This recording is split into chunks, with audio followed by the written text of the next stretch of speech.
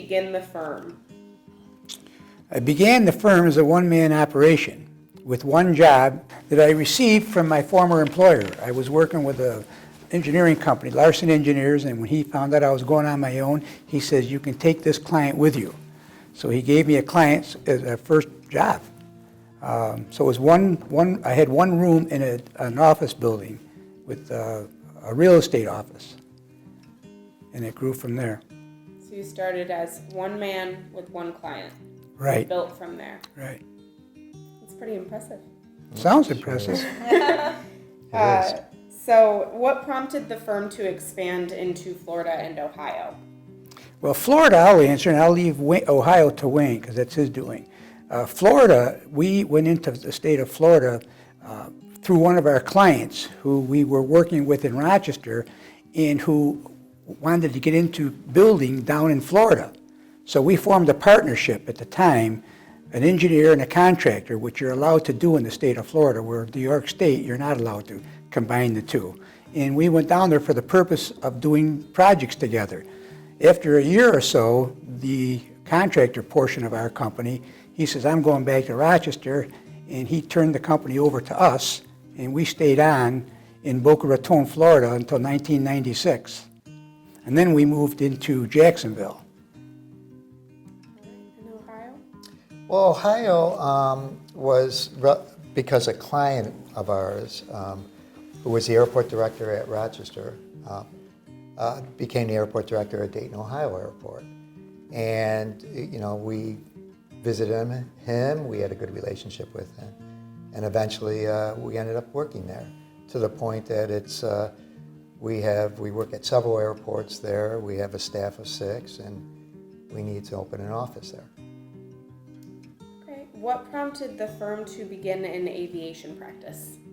In the 80s, through politics, a consulting firm out of Syracuse that wanted to do work in Rochester was told, partner with Passero. So this was in the early 80s, and that's how we got into the airport industry. And from that point on, we went on our own and just kept building. Mm-hmm. Yeah, we did, as Gary said, our involvement was mostly on landside, parking lots, roads, bridges, and so on to the airport. But we did develop an expertise and an understanding of the funding program for the airports. And at that time, the Federal Aviation Administration had an airport improvement program which provided grant funding to airports. And there was a 10% set aside for reliever airports. Those are airports that sort of get the smaller aircraft away from the commercial service airports to relieve congestion. And that set aside wasn't being spent. So the state of New York, along with the FAA New York Airport District Office, wanted to designate airports reliever airports so they could fund capital improvement projects. We heard about this. We did an analysis of what airports we thought were candidates to become reliever airports, visited those airports, and then helped them become reliever airports. So from that process, we ended up with about 6 airport clients. And then from there, we now have 47 airports. We work at 47 airports in 6 different states. But that was back in the early 90s. If you think Passero, what's the first word or 2 words that come to your mind? Well, when I think of Passero, I do. I think that we have a good name. The name Passero is a good name in this town, and it just has good vibes to it. When I think of the name Passero, I think of some of the best people in the industry. I think of a great staff, a strong leadership, and I think of a company that really cares about the community and gives back to the community. We came from a humble beginning on Lake Avenue. Like I say, started out in one room, and then we eventually got so big we occupied the building. Those people moved, sold us the building. But then in '85, we bought a building on Liberty Pole Way, and that was our first property that we developed ourselves for our office. That, to me, was a great thrill. Here we had this big, beautiful office, 3 stories, and then it was a lower level, had a cafeteria. It was just a beautiful place.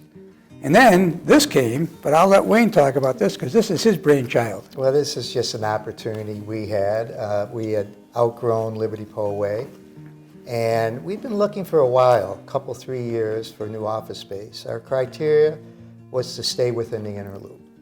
And another criteria was to have parking, and that's very difficult to do. And this opportunity came. We teamed up with a developer because if you take a 40,000 square foot building and it's mixed use, it has apartments and commercial space, office space. So, you know, it turned out great. It really did. We've received awards here. It's showed the community our architectural capabilities. And I think it's a very memorable project and very good for the company. And one more thing I would like to add to that is we were in competition. This property was owned by the city of Rochester, so what they did is they put a proposal out to the community for a developer to come in and develop this property, and then they would choose who they thought the best developer would be for the city of Rochester, and we were chosen to develop this property. And do either of you have a kind of favorite or most memorable project that has happened within the company? I do. The Town of Arundequite Library, which is only like 3 or 4 years old. But I think that was one of the major architectural projects this company has done, and I think it helped pole vault us as being architects, along with this building, as Wayne mentioned. You know, there's so many of them. The most exciting project I worked on is a project we're working on right now, to be honest with you. You know, we've done a lot of projects, and to me, they're all exciting. It's when you're working on them is when they're most exciting. And looking back on the beginning of your careers as where you are sitting right now, what are your thoughts on all that you've accomplished? I'm grateful. I really am grateful that I've had the opportunity to be a part of this company and that it's successful today through leaders like Wayne and who's taken over now. I'm blessed. You know, life, in my opinion, is circumstantial to a degree, and there's a series of circumstances and how I ended up here, but I'm blessed that those circumstances led me here.